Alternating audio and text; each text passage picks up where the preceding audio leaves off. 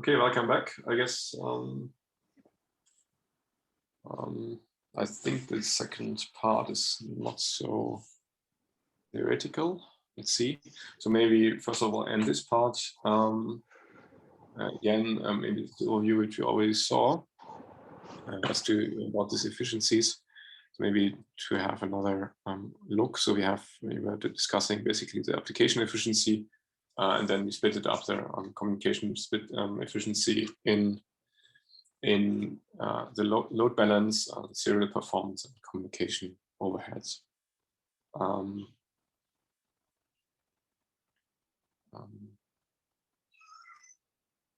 Basically, the idea is to, if one can identify the bottleneck in one of these applications, one can select their appropriate optimization method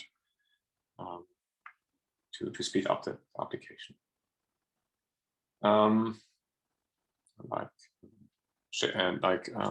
Optimizing the workload between the different tasks, or changing a bit. It depends a bit on.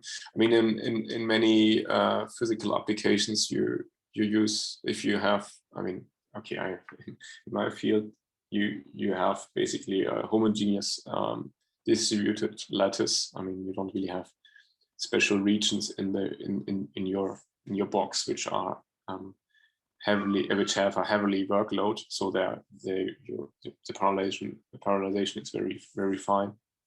However, there are other applications there where you might need to optimize how you distribute the work. Okay, so basically, an outlook, what we want to do now is really to assess how the different regions of the code. This one can do using profilers. So here's this, which I already showed, this case of WRF for this smaller volume, which is actually one of the volumes which are used for weather forecasting cyclone Cyprus. And you see that basically the total performance here shown as these circle points. You see that it breaks down quite fast. So it's basically the total performance is not really nice. You see that at some point even the computation and the application times increases. And you can split this up in these different modules. Basically, you can see that there is a module which is integrating, and this integrating module, this squared, consists of the integration, so the solve interface, which basically includes all the computation, and then there are these parts which actually limit the scalability, which are basically consistent of I/O communications of I/O, which are basically write files to the disk. So by profiling, you can look at the time load of these different functions, and then you can collect this data, and then plotting them, like in the scalability plot, you can really see from which function your application is suffering, and then you can try to optimize, target these different functions to optimize, to extend the scalability of your region. Also, if your computation kernel is anyway not anymore speeding up, then it might be not useful anymore to assist, or one has to understand how to speed up the computation also. Okay, so basically for WRF here, if the total volume becomes smaller than 700, then it is like that basically their computation per domain becomes so small compared to the communication which you need for exchanging information with your boundary, with your neighbor domains, which means that your communication overheads becomes larger, or even larger than the computational workload, and then this is basically the end of the scalability region. So it makes no sense to scale further to distribute even more computation, because you're limited then from the communication. Okay, maybe just some questions for you. Do you have some performance bottlenecks in your applications? maybe do you know where this is coming from the parallelization or from the I/O? Are there someone who has plans for optimization for going? I mean, it depends a bit on what kind of applications you're running, and you have already a plan to how to access this. Maybe with respect to your parallelization, or you want to speed up your computational kernels. As I said, if your plans support your code to GPUs, it might be important really to first of all understand if the parallelization part of your, the communication part of your application is working well before you really start to optimize the computational kernels. If you have a large communication overhead, then it might make not sense to port all the computations to the GPU if the communication at the end is really dominating the time. I mean, as the beginning, as I already mentioned, if you just speed up the part of your program which is just using 20% only of your runtime, then the overall gain will be not big. Yeah. Okay. Maybe we can also discuss this later, or as we basically also now in this part we'll see maybe if you have some case which you want to scale up Cyclone. We have in one month this hackathon where we can sit together and maybe look at these issues. Okay, so the summary of the first part, basically, before one starts optimization, one needs to identify basically the bottlenecks by understanding the scalability of your applications. And then depending on the bottlenecks, there are different strategies to optimize. If it's on the computational kernel performance or on the communication strategies and so on. To get a better view, one can really use these profilers, which we will now start to take a look to. And then using this combination of strong scaling, one can really identify what are your bottlenecks. Okay, so basically there are different profiling tools on the market.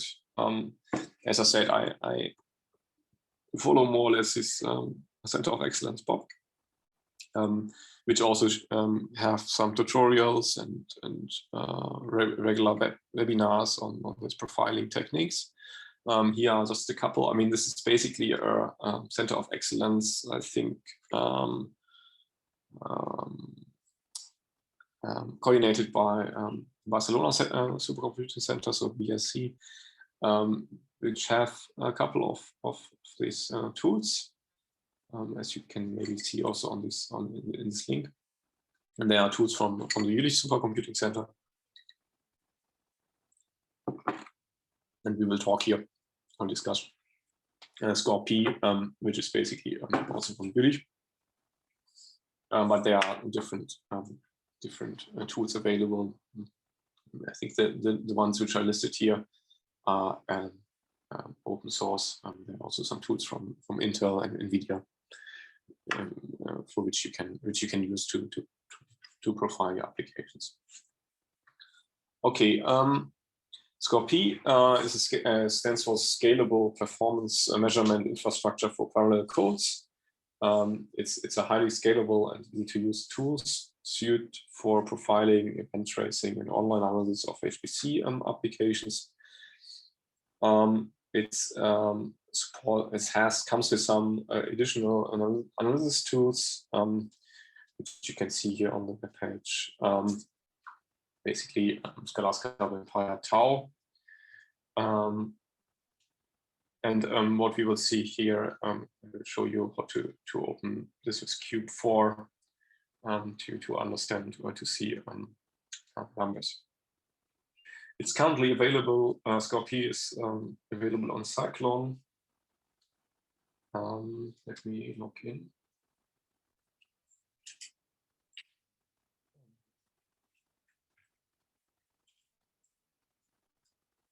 Wait, I have to share them the screen.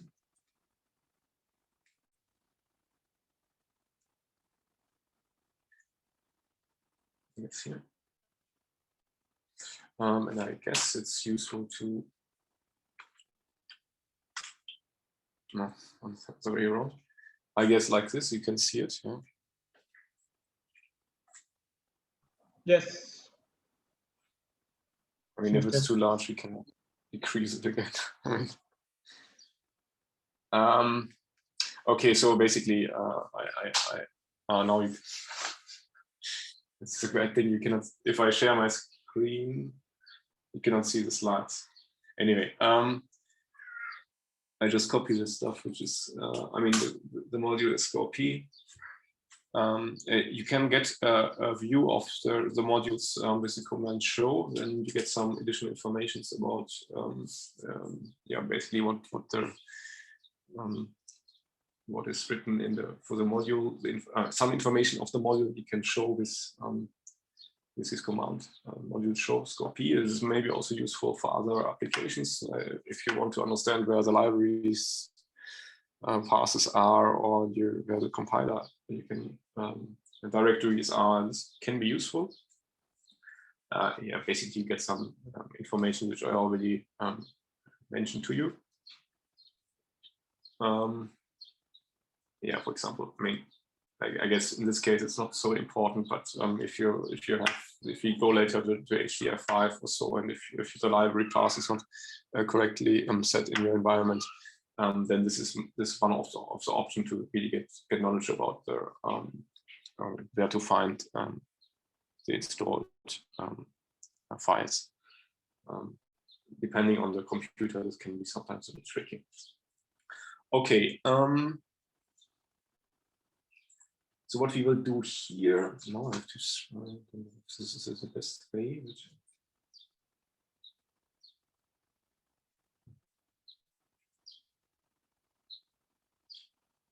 I mean, no,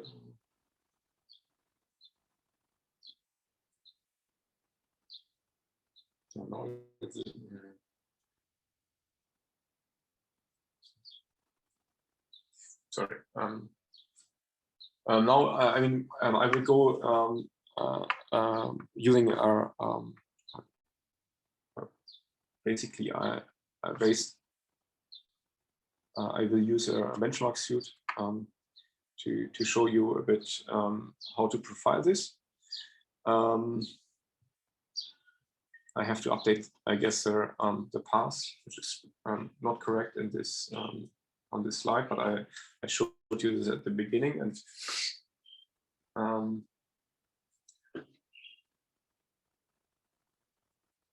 sorry, let me check out if I can, what happens if I entire screen, but this doesn't look fine. Sorry for the inconvenience. This looks not good now. But maybe for this example, it makes maybe sense to. It's okay like this. So then, I mean, you can see it on the left side, and maybe I can, if it's, yeah. So let's do something like let's make a gear here. Let's make here directory here, and then I put it into my Scratch. I mean, you can also access this if you want. The Scratch part is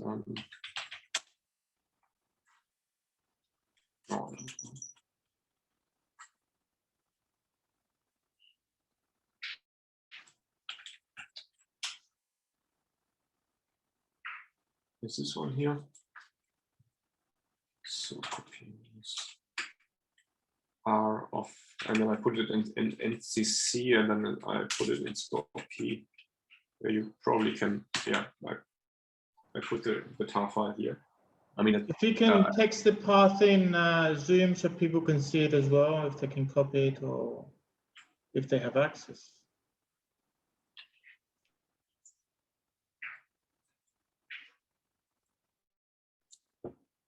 Shit. Okay. Oh, let's call this.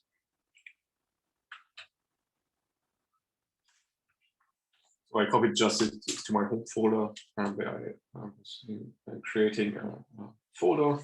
So now I have to unpack this. This tar xfb did that, and then the name of the package, which then unpacks, and then yeah, in principle I just go in it. When I wrote on the slides, there are two different versions: the MPI and the OpenMP version. I just use the MPI version here, and then you can see here basically the what is in this folder. Where basically the subdirectory or the subdirectories include the benchmark kernel and the configurations for compilations are in the config file. So basically to pick it up, we can just copy. And if you look in the config file, then you have some make devs, and I just take the make dev template. It works also here on, on Cyclone.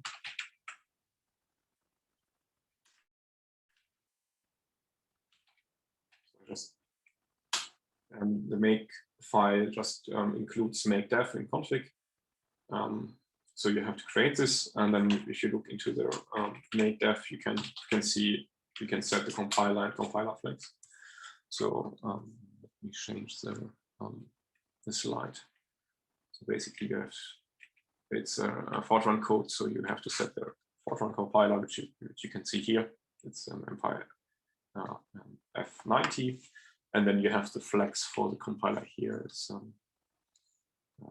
optimization level 3 and the OpenMP flag. Okay, so basically let's make this. Okay, if you make this, you have to specify basically what kind of benchmark you want to compile. Okay, I just use the first one. I mean, what we want to understand basically, we want to. I mean, the idea is now to use CaSToRC to profile this code and to just understand what this code is doing. So, okay. So just as an exercise, basically. Okay, so we just make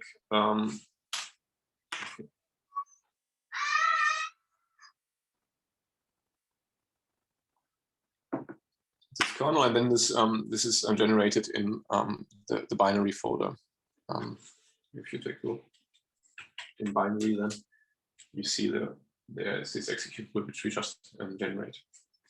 And okay, as I wrote here on the slide, it might be useful to switch off the OpenMP later for the compiler, because the compiler the profiler will see all this OpenMP function calls, and then we see OpenMP functions.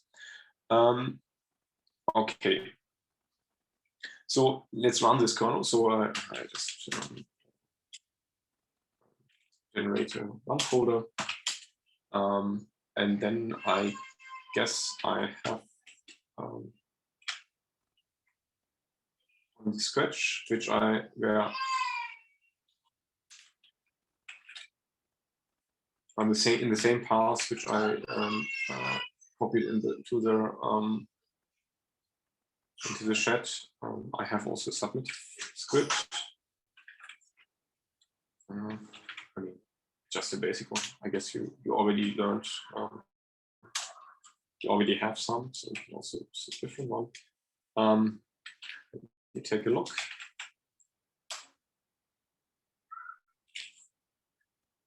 So basically, it specifies the number of nodes, the number of tasks, and gives an error, an output, and an error output file name. Here I already load the module CaSToRC. Okay, why I do this? Because I mean, if you I mean, with a module score P, you load basically all the dependencies which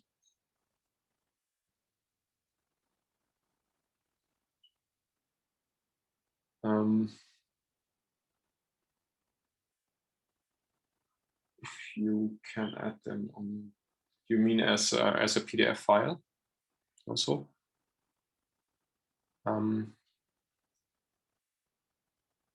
Yeah, later. I mean, for sure we will.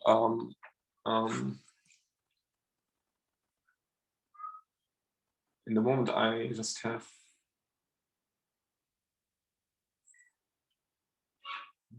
There's a Slack. Yeah.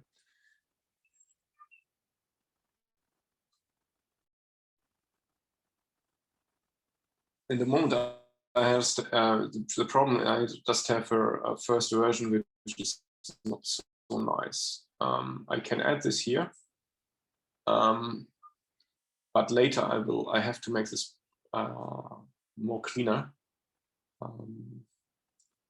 So it is. I think it's here.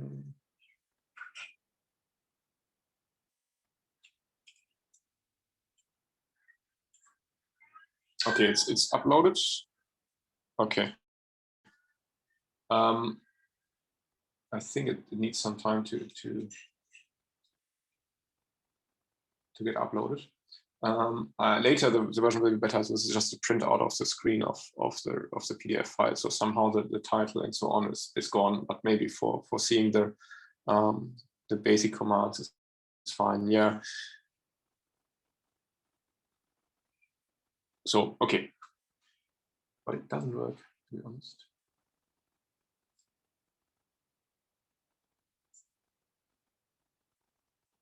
Oh, now it works.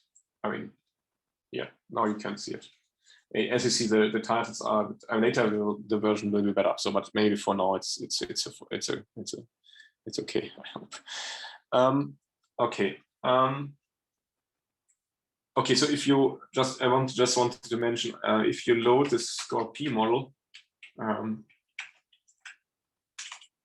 a lot of different dependencies. Also, the MPI compiler will be loaded, so you can see this basically. I guess you know this. If you list the modules which you load, you can do this with a module list, and then you see that basically a lot of different things are loaded for score P. That score P is working, and you have also the MPI library which we are now using. I guess is score MPI. So yeah, I mean you see this if you purge your modules and you don't have anything loaded, and then if you load score P, you basically load all the dependencies. Okay, so this is the reason why I just use the MPI library, which we're also using for later for score P, and then I just load this module in this file before I run this. And you see, I use just for task here. So if I submit this.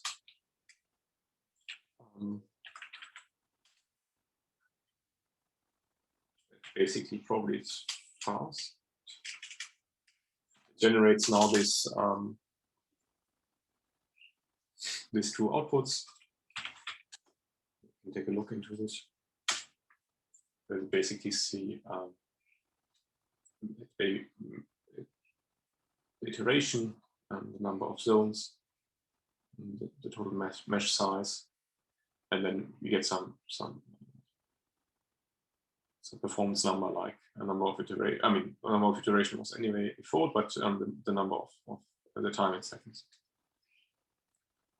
and the compiled options. Okay, so one can now scale this up. So let's say by yeah,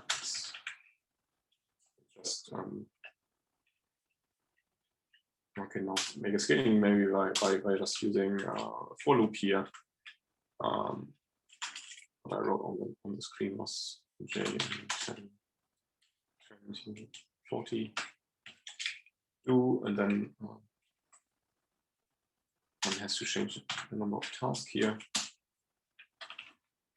And then one gets the results, which I basically show here on the screen.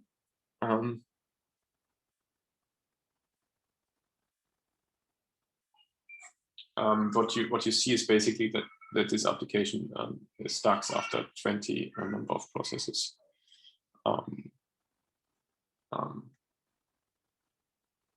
Okay. Are there questions so far, or I mean, we just compiled these benchmark kernels and we submitted.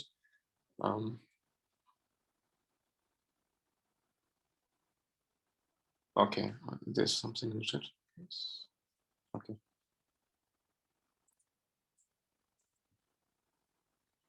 Okay, so now let's augment this this benchmark. I mean this benchmark application with CaSToRC. And for this, basically, you have to add a wrapper in front of your compiler. So, and this command is basically CaSToRC -- user. Let's do this. So basically, if you want to profile your application with this tool, you need to recompile your application. So this is the drawback.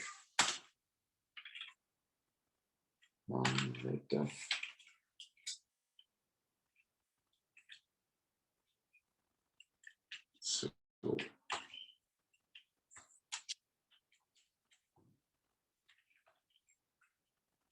correct minus user.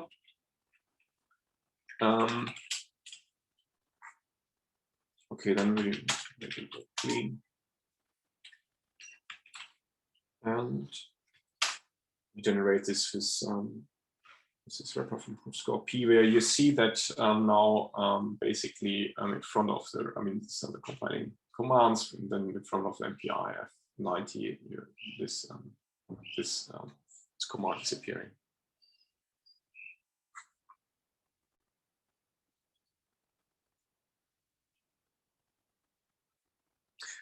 Yeah, and basically you have also to be careful with score. I mean, it's now generates traces during a run, which are stored in a file, and if you have very frequent function calls, it can happen that this is slowing down your application. So and then you see this in your profiling results that some of the what you saw is very fast. I mean, for example, if you do if you calculate if you have an index call, I mean, if you address maybe your data structure with an index, and this index is coming from a function call, then basically CaSToRC will be, for each of these function calls, for each of the calculation of the index, CaSToRC will generate a trace, and then this can lead to slowing down of your application. So you have to be a bit careful with some interpretation, but okay. I mean,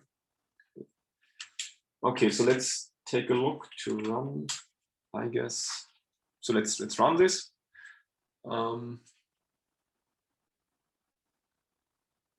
So okay, first of all, before running, as you see, one can there are different options available for CaSToRC.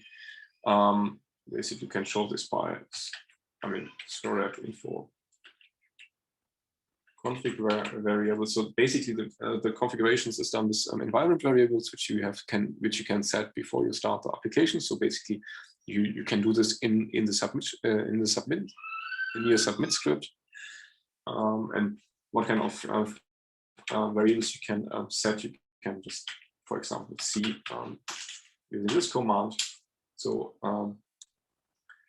so this is basically the environment variables, which I mean the words which are written in capital letters are basically the environment variables. So they start with scoreapp and then underscore something. So like scoreapp enable for profiling. So now this is basically the environment variable which enables profiling. So because now your executable, if you compile it with this wrapper in front, will generate a profiling file. And if you don't want to do this, you need to set this to false. So basically it comes with the default is coming with true. So you don't have to set this, but yeah. Okay, you can also, as I said, you can also enable tracing, which is usually set to false, because this gives a lot of overhead. So it will increase basically your file. I mean, for each of these counters. I mean, you need to, I mean, during the application is running, you need to record basically your profiling results, and this can lead to large files. You can, what do you have here? More results. You can set, for example, an experimental directory where your tracing results is safe. So let's put this into the submit file, and then let's see what happens.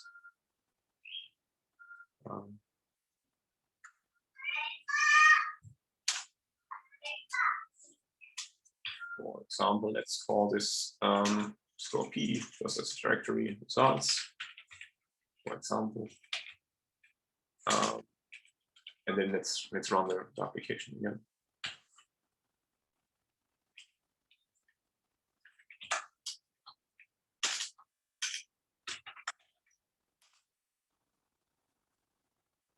So after this is, so you see that after this is executed, it generates this, it creates this folder here, which were not there before, and in this folder are the profiling results stored. So you see basically in this QBEX file, sort of profile of QBEX is now your, it's a recorded data of your profiling.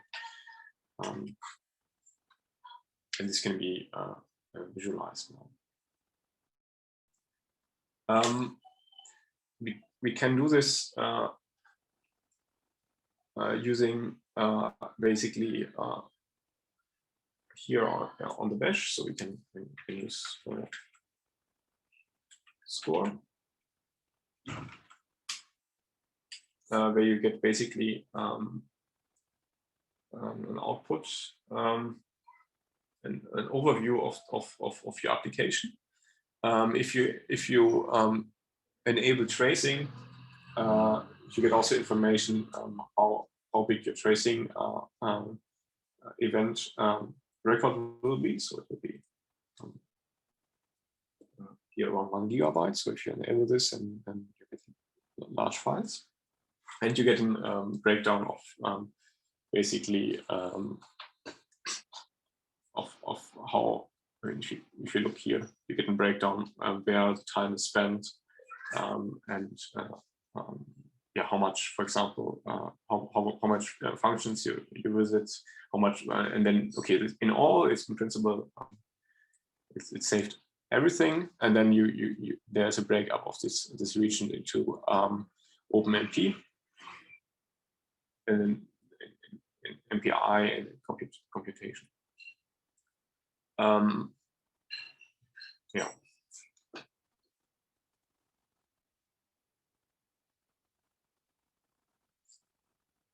Okay, so you can basically also see this recursively per functions if you just use -R for this. So, and now you see that all this OpenMP pragmas are also inside. So the MP calls are basically are shown here. This is now ordered with the number of visits. So this matvex sub, so this is a function inside this benchmark kernels, is the most visit function of the application. You see also the time spent. I mean, it's not this function is not the one which uses a lot of, as most of the time of the application. Basically, as you see, basically. It's been writing some RHS function, which seems to have a higher call. Okay, we can visualize this basically with this cube 4, which we see later, which is a bit more handy than the output from Bash. But if you don't have a X server, then then you have to download these files, and if the files gets huge, then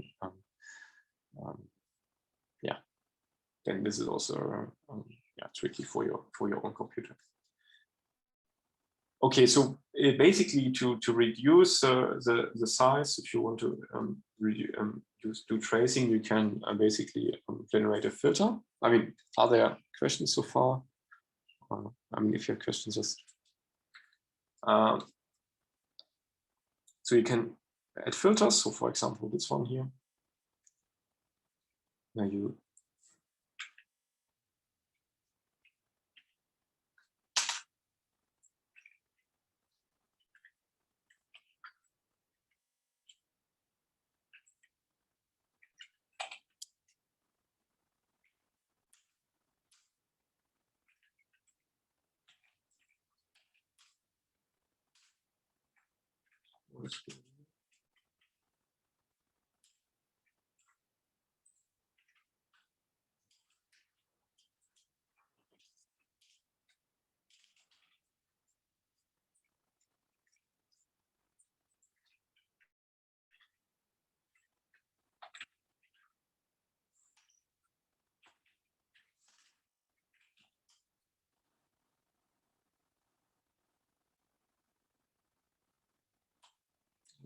somehow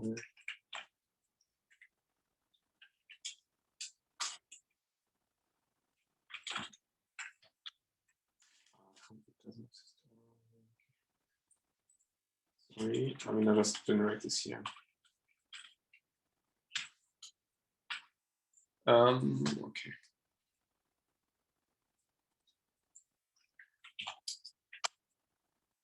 And then you can, I mean, basically augment your. Then you can check how big is your workload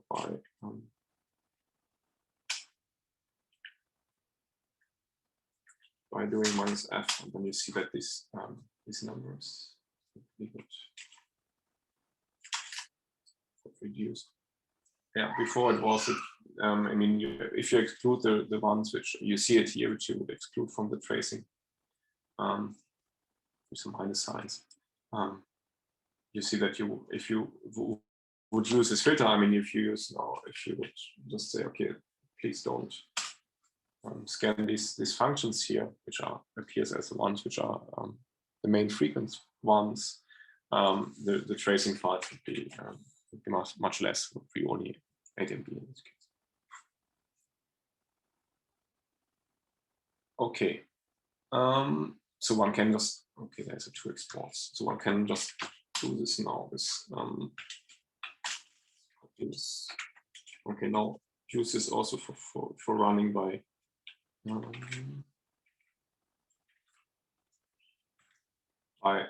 export this filter in the subject file. So,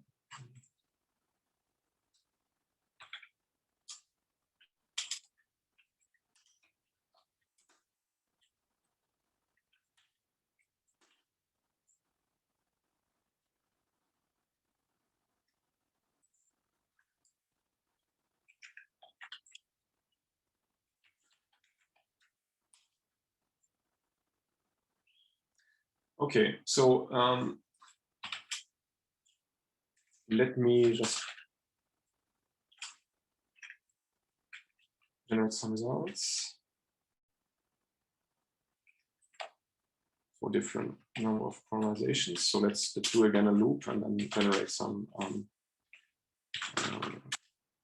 profiling results, and then we can take a look to it using cube 4.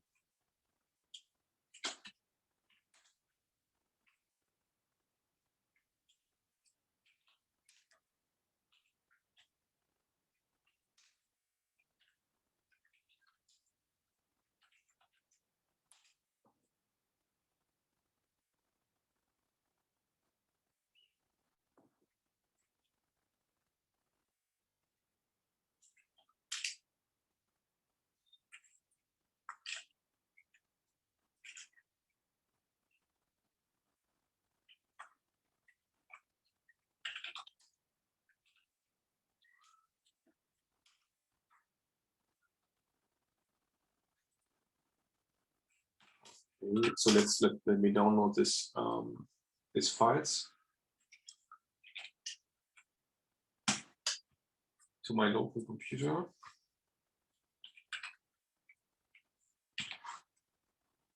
Right.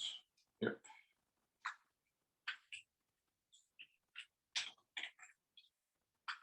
So secure copy.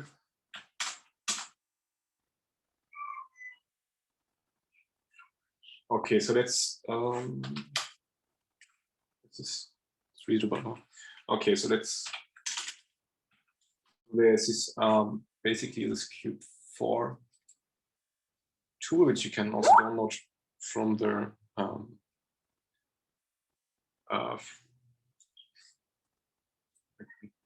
Skype here,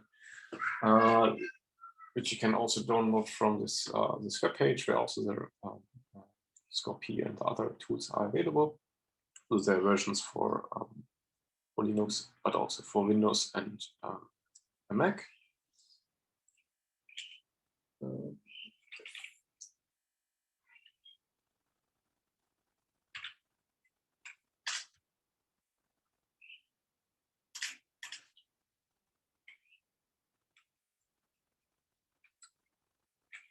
And this comes with basically an executable, which is called Cube, and then you can put the tracing files for the profiling files which you generate. Maybe 12. So this takes as an input this profile.cubex. So, and then you get, see this now?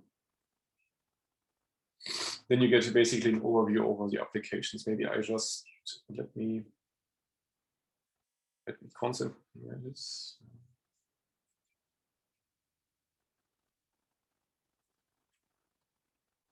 Where's another?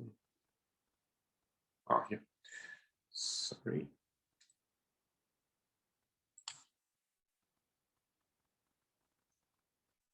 Let me make this bigger. I don't know if this is a good thing. I should look at it before, because now this view is a bit small. But okay, now you see, this is fine, or maybe display. I didn't look at this to increase the width. Maybe edit size.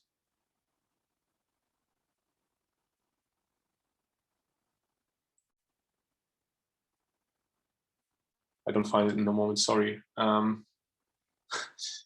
Hopefully one can see it a bit. So basically, you in this plugin, you see now on the left side the matrix tree. So you can scan your application for different metrics. So like this, which we already saw in the bash, but you can also look, for example, for the times, or like here down here, bytes received, bytes sent.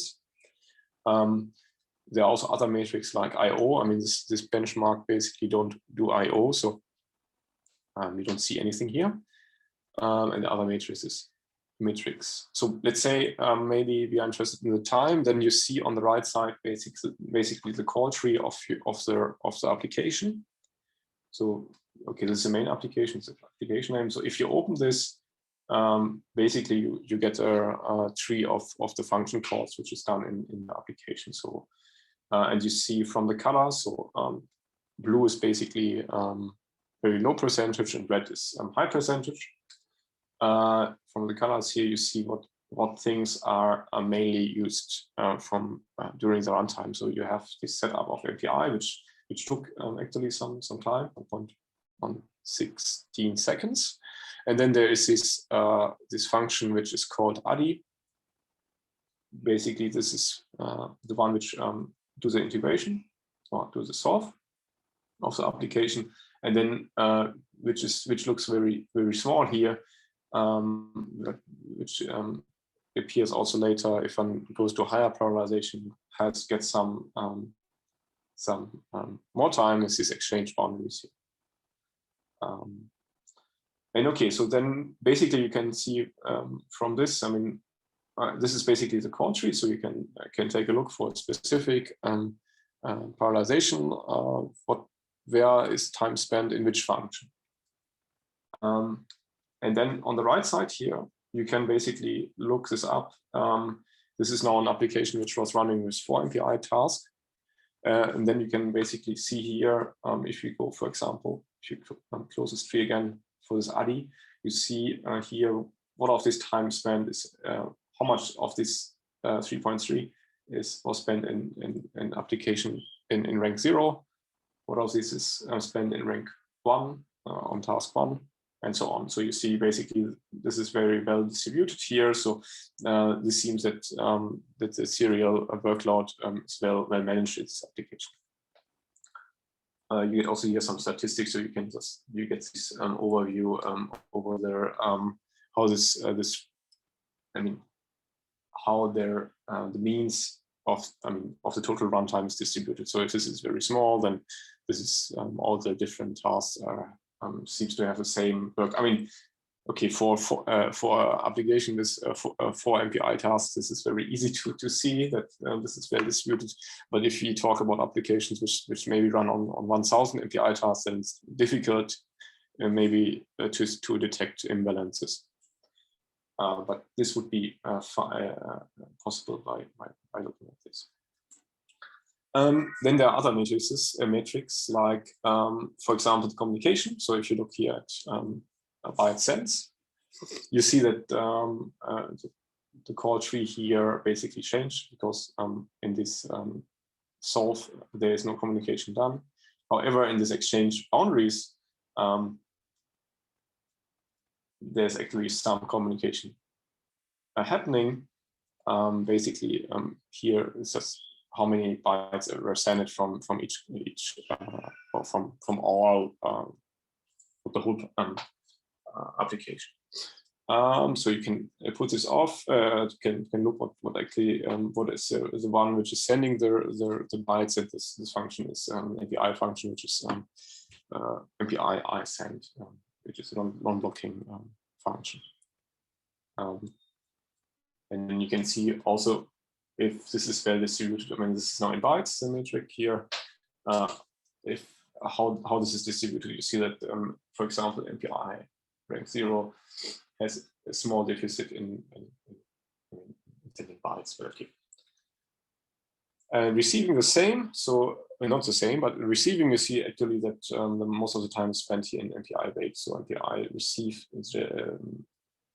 was called, and then it's basically you collect all the bytes or the profiles, put it into an MPI wait all. Okay, so and you see also, yeah. Maybe what is maybe also interesting is a flat view where you really where it's ordered basically from the top, the ones which, yeah, which you have a top-down order here. Okay, so yeah, so basically you get a good overview how this benchmark is working. So you have this solve kernel, then you have this exchange boundary kernels. So you already get a good overview just by looking at one application, how your application is working. What I wanted to show basically, let's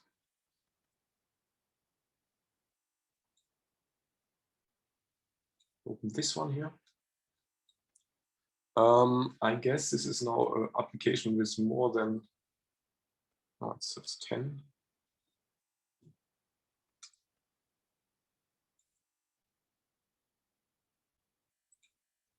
I opened this one.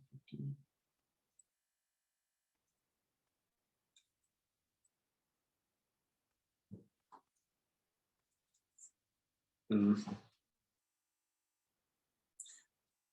Yeah, I wanted to show something else.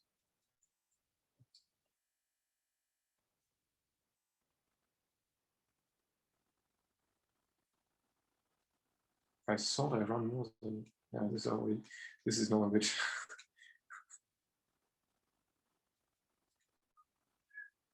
Okay, let me do this just as screen.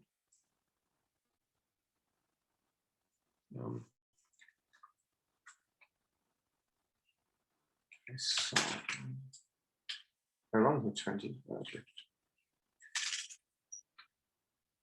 I mean, if you remember, there were these things which the scalability was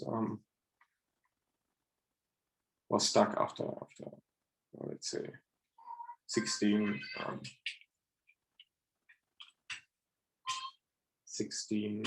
processes. Okay, the reason is trivial, but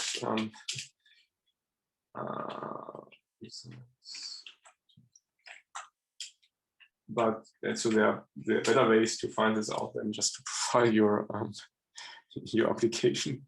But maybe it's also interesting to see it from Cube. Let's see. Did I do this right?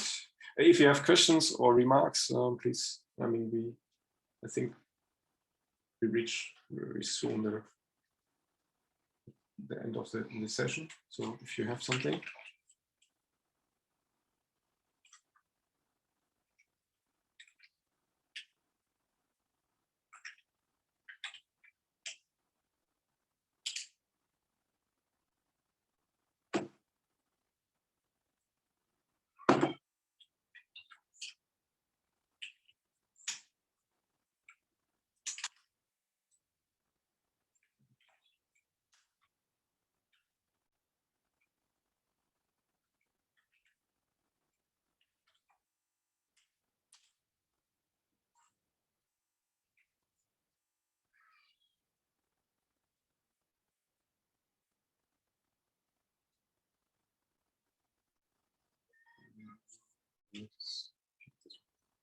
Okay, so I mean, this is just now the run with 20 API task, and basically what you see is the time spent. What's going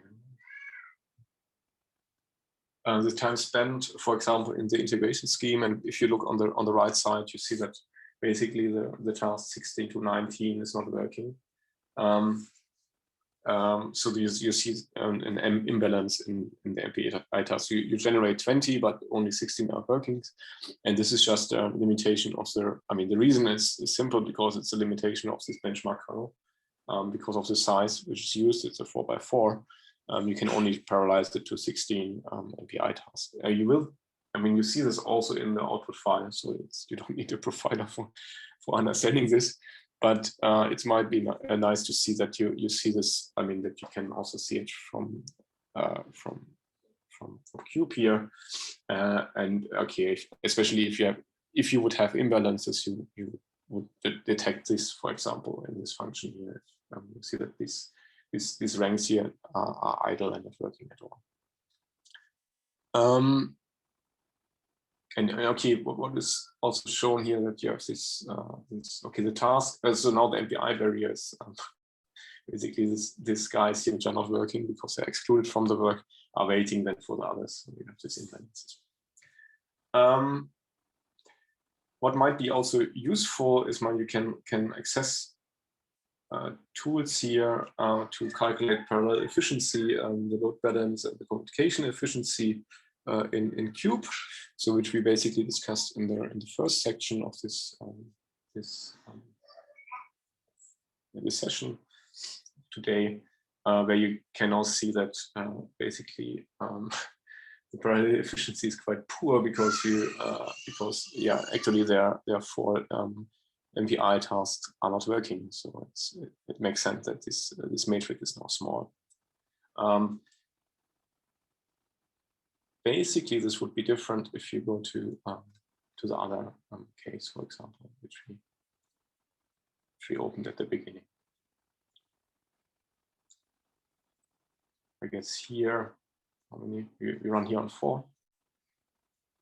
So let's take a look to the computational kernel, and there you see if you calculate the load parallel efficiency. I mean, this is now the computational kernel. You see that it's well balanced and and it's communication efficient because you don't have any MPI calls in this function.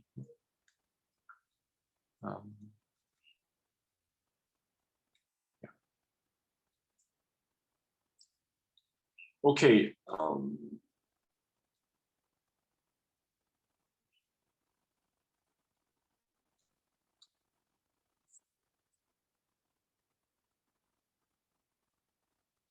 Okay, this is what I wanted to say about Cube. And then, okay, so basically by doing this, one can access even more complicated applications like WRF, and get this by doing now strong scaling using this copy. One can get this nice graphs where you really can identify now the bottlenecks, and basically here's the I/O. And then you can, for example, do look at what is the percentage, the total percentage of the I/O of your bottleneck functions with respect to the total performance time. Okay, and this basically now you can optimize using parallel I/O, and I think this will be the part of the next session. Okay. Yeah, maybe before we start into the lunch break, yeah, maybe you can think about your own application if you have performance issues or optimization, potential for optimization. As I said, there'll be this upcoming hackathon. Where we might can access this also by looking at this copy at your bottlenecks and to understand how to speed this up. And also it's essential basically to understand the parallel performance if you want to port your application to GPUs.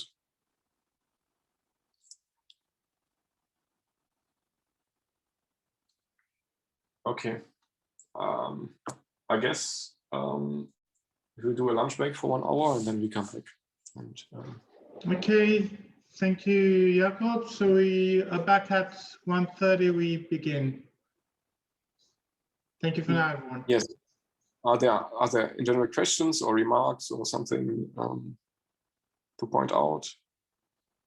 Did you try to do it yourself? I mean, to also run on Cyclone using these benchmark kernels, or you have some own applications which you want to profile?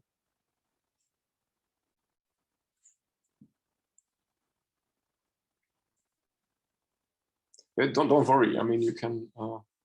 Okay, maybe we can stop the recording and then we can. I mean, yes, we can. I'm basically, as I said at the beginning, I think I'm not very fast, but I think basically the last section. I mean, I have material for these 3 things, and I think parallel I/O I can handle in the next section. So basically, the 4th one will be maybe open for discussions and so on. So we could also discuss it there, or we can do this in the break. It's also possible.